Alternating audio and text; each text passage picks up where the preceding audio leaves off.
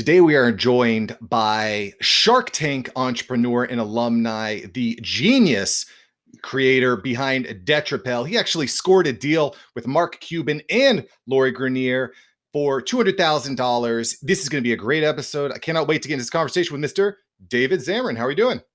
Doing well. Thanks for having me. David, it is my pleasure. So we got a lot to talk about, but I want to start from the beginning. I want to take the listeners on a little bit of a ride, a little bit of a journey. So you started Detrapel at 15. Walk me through why Detrapel and why this problem needed to be solved. Yeah, it's an interesting story. So a little bit of background. I grew up with an immigrant family. Both my parents are immigrants, and got married like 9 months into coming to the U.S. and meeting each other. And had me at two. Got divorced. Sorry, had me, then got divorced when I was two. Mm. And my mom pushed education so heavily my entire life. My mom's side of the family was very big on kind of being educated, trying to do the best as possible in school. Whereas my dad, who also cared about education, had more of a push in business for me. Um, and so early on, I was dabbling with different types of ventures or whatever. And eventually I was accepted into one of the top high schools in the country. It's a public school, but a magnet school in Philadelphia, Pennsylvania, which is where I'm from. And I was accepted into that school, went there for middle school. And then I realized when I was applying to the high school that it was going to be incredibly hard to get in because all of my peers were ridiculously accomplished. I mean, everyone was like, state debate champ, mock trial champs. You name it, these guys are all doing it. They're all musicians. It's insane. A very competitive school. And so for me, I was a little intimidated. And so for me, when I was applying to the high school, I focused on a couple of things. And once I was finally admitted, I realized, wow, if that's how stressed I was about getting into the high school, how's it going to be when I'm applying to college? So I started thinking outside the box. Again, I did I did 12 clubs during my high school career, whether it was debate, sports, whatever, you name it, I did it. And even then, I felt like I was just blending in with my peers. I thought all my peers were still significantly accomplishing more than I was. And so I started thinking outside the box my freshman year of high school. And that's when I got into a program, a youth entrepreneurship program that was housed out of First Round Capital, one of the leading VC firms in the US.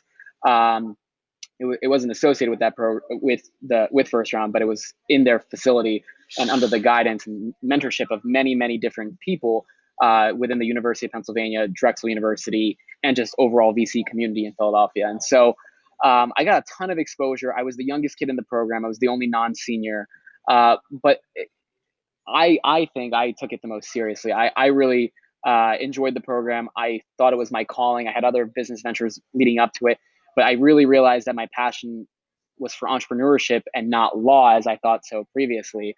And that's kind of when my entire path changed. And one of the So things that I, before you move on to that, David, I have a yeah, question because you've kind of found your way to getting into the right place despite all the odds being against you.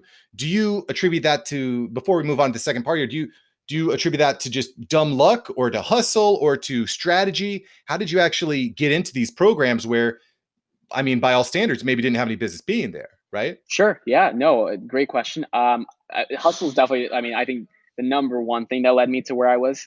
Um, and on one hand, I believe in luck, and the other hand, I don't. Where I believe there's premeditated luck. I think every Yeah. situation that you put yourself in, though it can be lucky, you've put yourself in that situation. So, I think maybe the fact that I was the youngest person applying was an interesting aspect for the program. I also think that me having previous business ventures, I made 10 grand in one summer when I was a fifth grader, which was my first real business. And to me, I was like, again, I come from no money. So for me, that was a ton of money. For a fifth grader in general, it's just a ton of money that I didn't know what to do with. And so, um, I had a little bit of experience, but nothing crazy at all.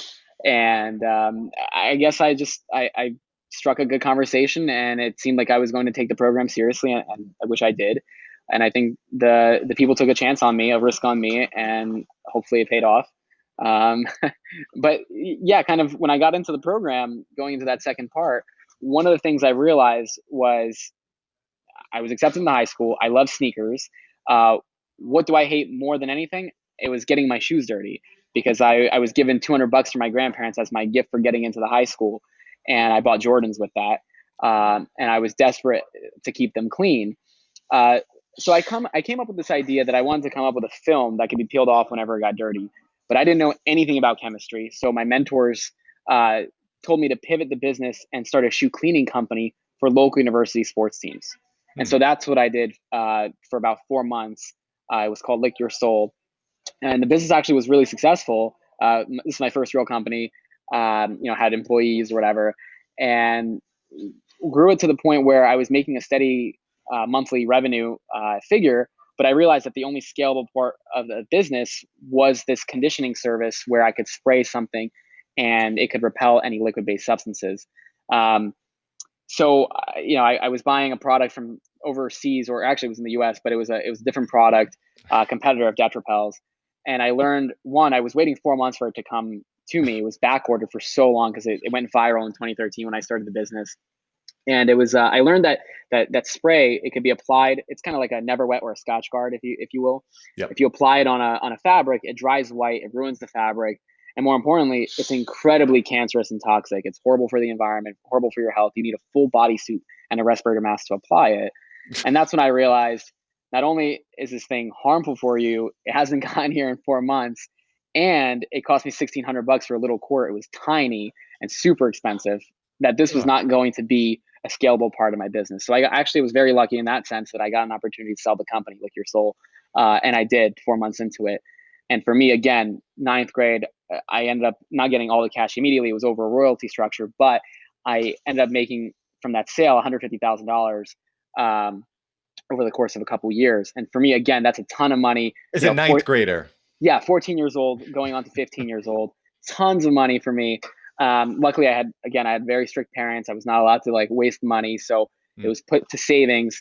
And immediately that summer, I started researching the technology that ultimately became the original formulation for Detrapel.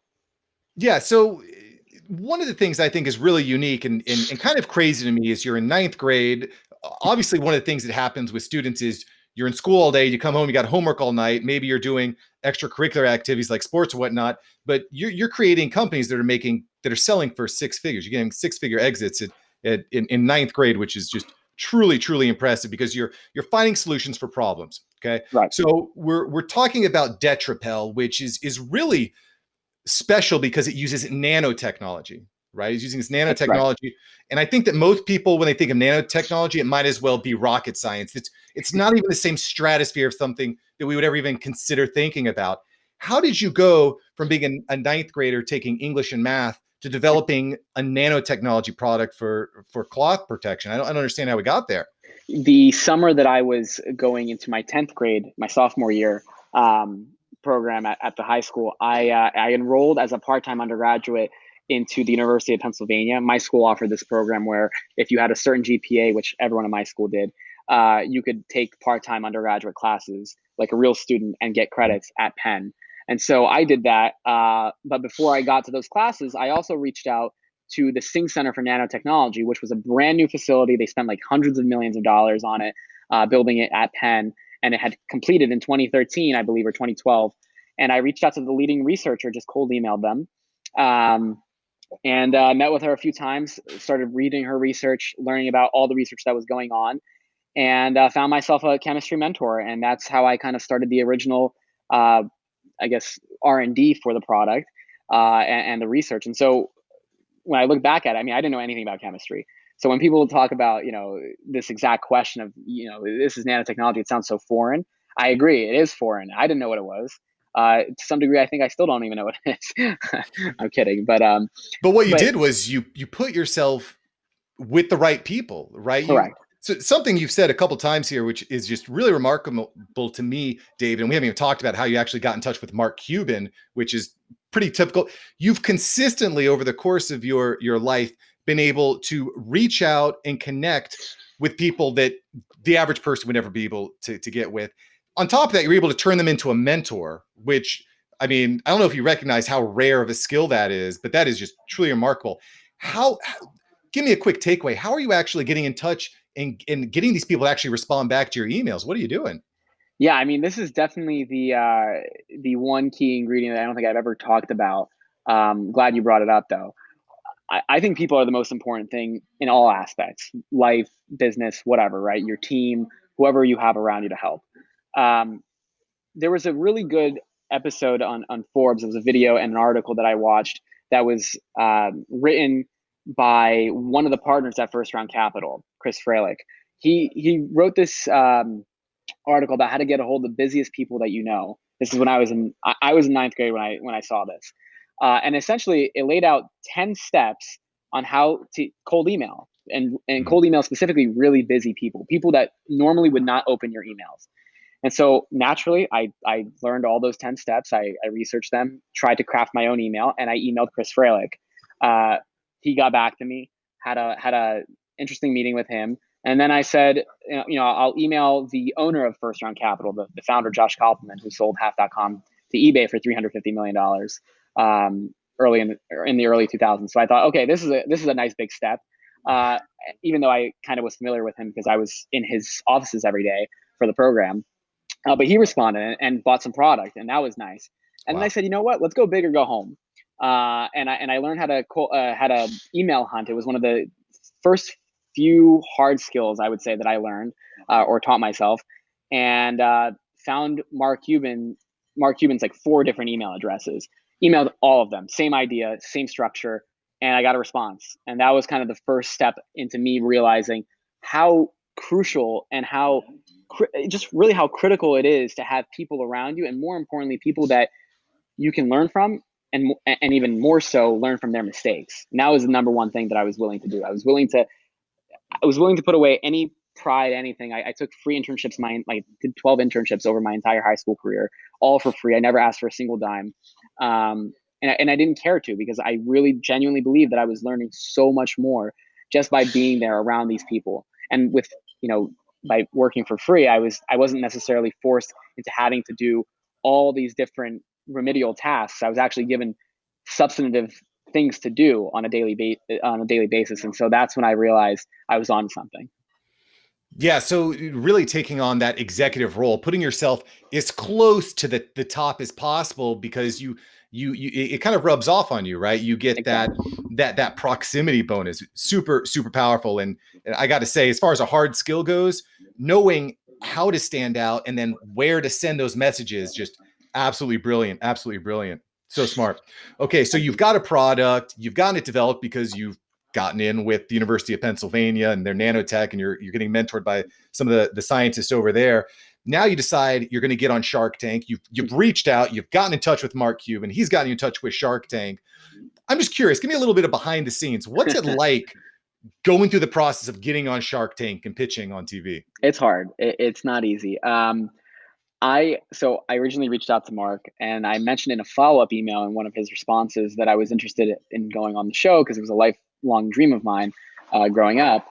And he immediately put me in touch with the producers, the casting producers. But I really wasn't ready to go on the show, which was a blessing in disguise.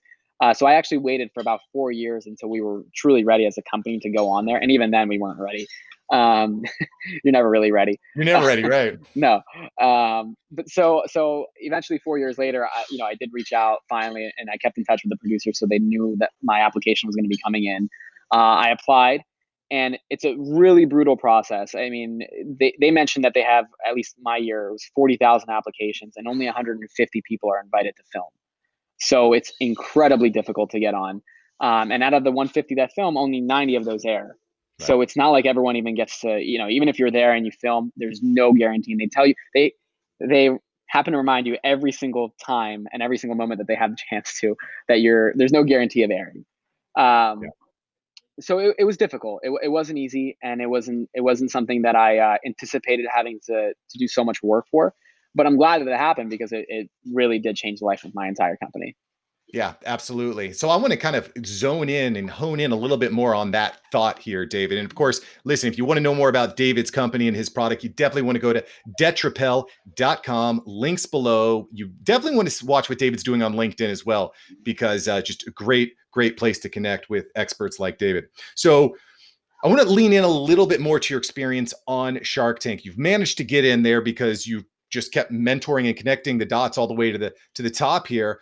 What Yep. what was it? What was a key moment when you're pitching? Because I'll be honest, I feel like someone who's not experienced in the whole venture capital and fundraising, you're sitting in front of five of the best TV cameras, lights, you're sweating and all that.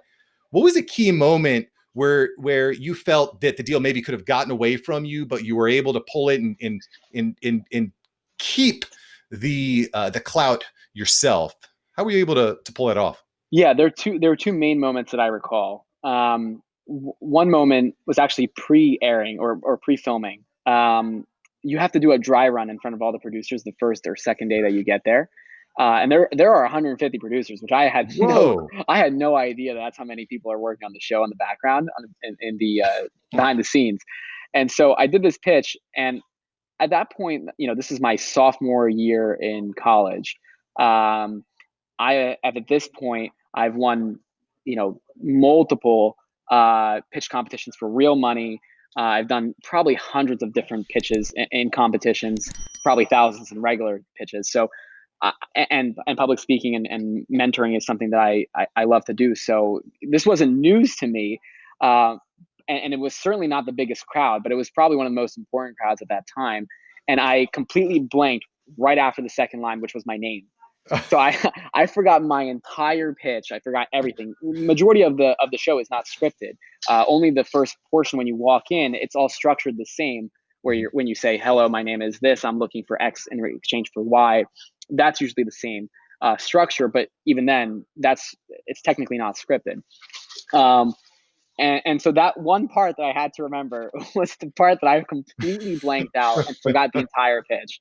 So I was really scared at that point because, again, they tell you there's no guarantee that you will ever air or even get to the filming. So this is right before filming, the day before, 2 days before. So I was freaking out a little bit. Then the second time was right before I got into the studio to film. They actually bring you in to double check to make sure your booth looks nice and how you want it to.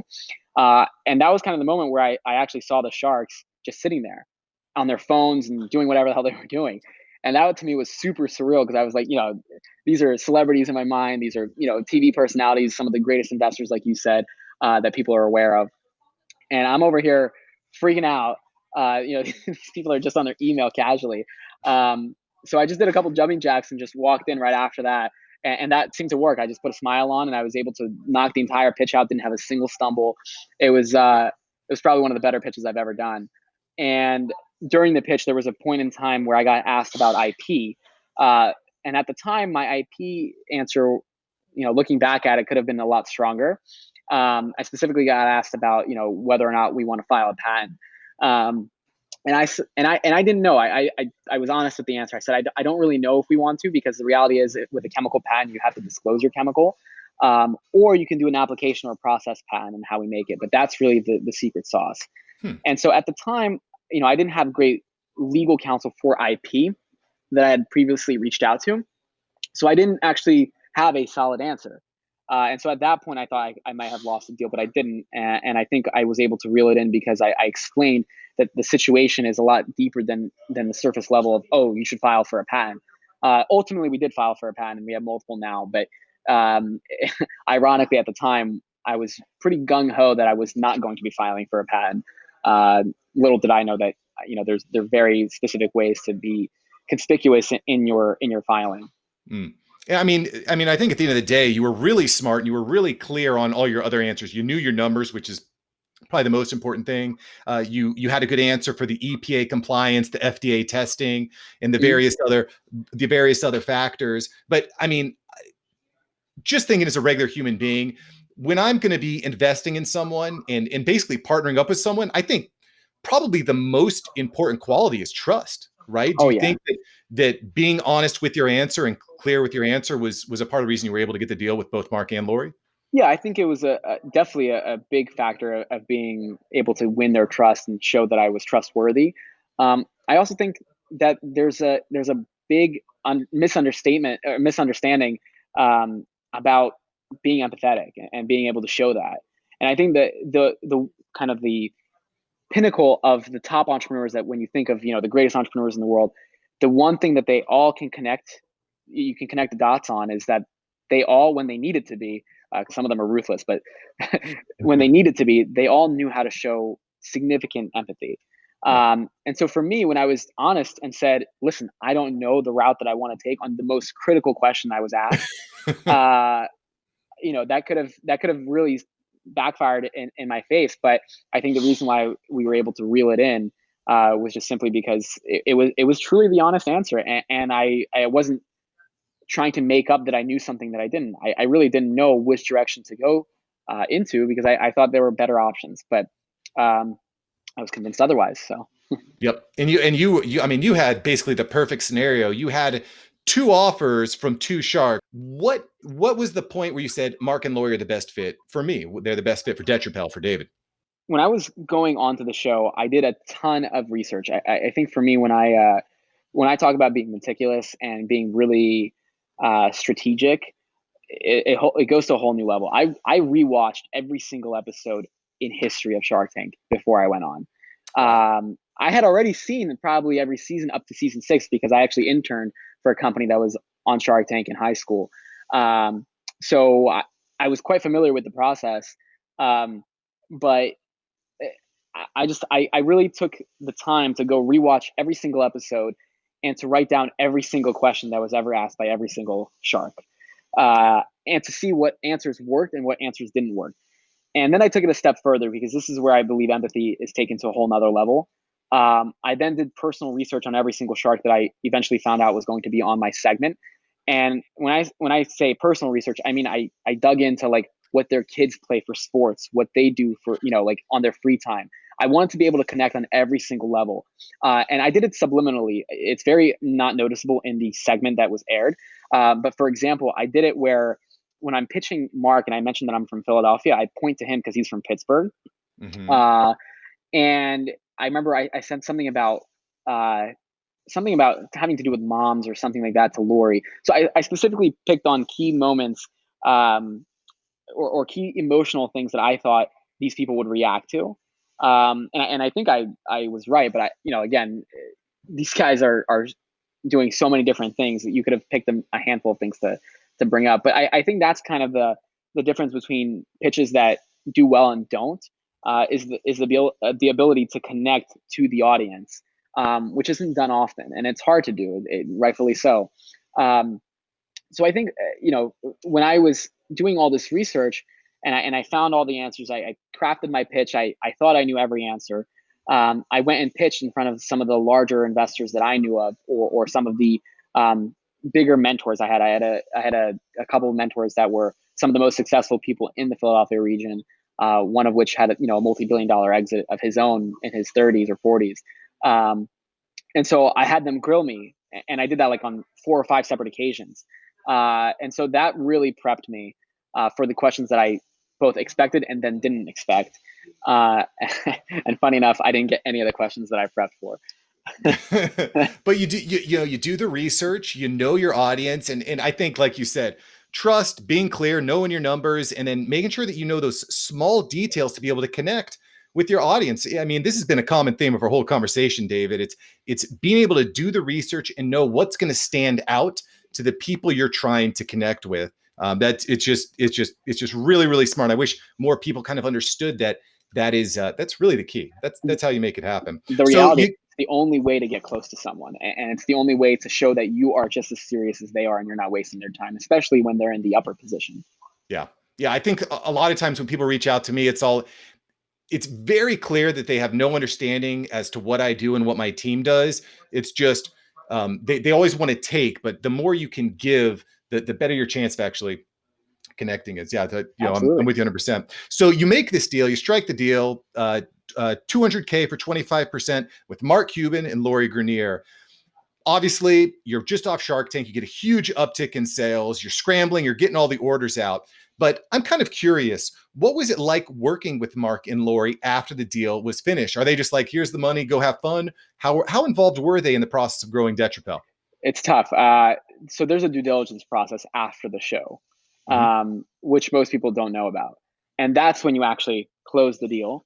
You just pitch in front of them, and then you agree to somewhat of terms that are supposed to be there. Um, very So you have to commonly sign they change. contracts. They probably have to confirm certain information you give is accurate, I For would sure, think, right? yeah. They need to make sure that everything with you checks out. They don't have that time prior to when you're filming. But similarly, this is your time to kind of provide evidence or documentation or whatever it needs to be to show that you are legit and you're really running a business. Mhm. Now, 75% of deals that appear to close on air actually don't close. So that's Wow. another big misconception. Yeah, it's a huge number. Only 15 deals per season close. Wow. My offer or my deal with Mark and Lori did not close either, for various reasons. One of which, and this is a common thing, for from them, things if they don't add up, in some cases, it doesn't make the deal whole for them, and that makes sense. On the flip side, they also are very sharky. They'll you agree to a straight equity deal, and most of the time that's not what you actually get. And so, Hmm. and I was already underselling the company, and I knew that going in, but I was happy to do it for the right partners. Right. And I thought Mark and Lori would be those two right partners, and so that's what I wanted going in, because I thought Mark could handle the kind of the science side and the industrial sales and the key strategic partnerships, whereas Lori could help me on the consumer and marketing side. So for when we started doing due diligence and things started not panning out, we got to the very end. It was pretty much in close to December's, a few weeks before my episode aired. It was a mutual agreement to pass. It made sense. I get why the deal fell through. Um, and then we got a notification that we were going to air in 2 weeks, and we started scrambling because we had nowhere close to the readiness that Yeah. we needed, and that was crazy. So the really saddening part and the really unfortunate part of me kind of being so upset about not having the deal close, was quickly kind of reversed as we had to go into action mode and make sure that we were ready for the uptick in traffic that we thought we would have, and we did have. Actually surpassed what we thought we were going to have, which was nice. But one of the things that I realized was that, with a lot of the deals, because the company that I was a part of, for example, during my high school career, when I was an intern that was on Shark Tank, and a couple of my friends that have been on Shark Tank, they all kind of say the same thing. And I've kept in touch with Lori's team and Mark's team. The reality is their team does everything. They're Mhm. not really that involved. And Right. for someone like Mark, that's understood because he's got hundreds of investments and hundreds of things going on. So his team really takes care of everything. They have multiple lawyers, multiple business managers, you name it, they have it. And so what typically happens is if they see something's underperforming in your update, they'll kind of bring their team to help on that specific section, but they're not necessarily critical on making sure that you're doing X, Y, and Z 100% of the time. Yeah. Yeah, well, that makes sense. When you're a billionaire, got all these different organizations, investments. It's not surprising that there's a ton of due deal. It's the classic thing of watching someone buy a house on TV, they renovate it, they move in 30 minutes later. There's a lot that goes in before you move Right. into that house. Trust me. I remember when my wife and I bought our first house. She's like, "This is nothing like on TV." I'm like, yeah, it's a little bit different. It's a little bit different. Okay, cool. Right. So before I let you go, I want to know what's the future of Detrapel. What are you working on now? I'm sure you're working on something. You're continuously innovating. What are you into now, David? Yeah, we do a ton that's not visibly shown on our website. So we are a protective coatings company. We create all types of coatings, and the goal is to become the largest, and really first and foremost, the largest protective coatings company in the world. Um, but the caveat to that is that we are the only, and that's what our IP is all about, the only company in the protective coating space globally that is not using fluorinated chemicals. So we are the only Mm, company that boldly states that we are completely PFC and PFAS free, which are cancerous chemicals that are found in 99% of bloodstreams, unfortunately, in the US. mm. Um, it's a big problem. If you look it up, you'll see massive multi-billion-dollar class action lawsuits against the companies like DuPont, 3M, Chemours, so on and so forth. So it truly is a big problem, and unfortunately, almost every single thing that you can think of today has some sort of chain of a perfluorinated chemical, and unfortunately, it's not needed. So it's really something that's harmful. Yes, it's cheap to make, and yes, it's been around for decades, almost a century. Um, but it's an outdated technology that can be outperformed, and without having to risk any health effects or environmental effects. And so that's what we do. We create all types of different coatings that are completely PFAS free. Not only fabric protectors, which are both applied by consumers or in the manufacturing phase, We also work like, like I said, we will work with like carpet manufacturers who will apply this during the manufacturing phase so that the end consumer buys the carpet that's already treated, so that you don't have to worry about when your dog or cat pees or poops on the carpet. It can come right off. But we also have antimicrobial coatings for hard surfaces. We created a disinfectant right before the pandemic hit, actually, along with a hand sanitizer. So that really picked up quite a bit, and helped us launch our retail campaign. But we're really a B2B company. That's what we do. We create Yeah. specialized coatings, specialty coatings for as many companies as you can think of, whether it's in agriculture, which you would think, how the hell do we have anything to do with agriculture? But we do. Military, defense, you name it. We are in a few different categories because our chemistry is super unique. And my R&D staff, that's the biggest cluster, I guess, or group of people that I have in the company. It's my R&D staff. They drive a ton of innovation, and we have a lot of work going towards trying to become the leading edge company with cutting edge technology in the space that's completely different than what's been out there for the last 100 years. Love it. Love it. Solving problems, biologically safe, environmentally safe, super, super powerful stuff. David, if you've got another 2 minutes, I want to go through a couple rapid fire Let's questions. do If it. that's all right. Cool. So quick rapid fire here with the Shark Tank whiz, David Zamarin. David, if you woke up in the morning, you could only do one business task for the day, what would you do? Uh, I want to say I would do what I normally do, which is my emails. It's most of my day. Um, but no, the reality is I'd probably want to do something team focused. I'd want to give that day to focus on the people that have helped me grow and that continuously make the company what it is today. Love that. Team building, delegating, smart, Yeah. smart, smart, smart. If you had 10 seconds with yourself 10 years ago, what would you say to yourself? Get started sooner. Ooh, I like that. And final question here for you. If you had a billboard that could reach millions and millions of people, what would you put on your billboard? I try to put something, if I'm trying to be company focused, I'd be putting something like, essentially stop drinking cancer or something like that, because drinking water has PFAS chemicals. And again, you don't need to use PFAS chemicals, or stop using cancerous products. Or, if it was something more, I want to say personally driven, and not company driven, I just really encourage people to get started and start focusing on all the outside noise. Get started. Get started. I love that. David said it. I agree with it. David, thanks so much, brother. Thanks, Mark. Thanks for having me.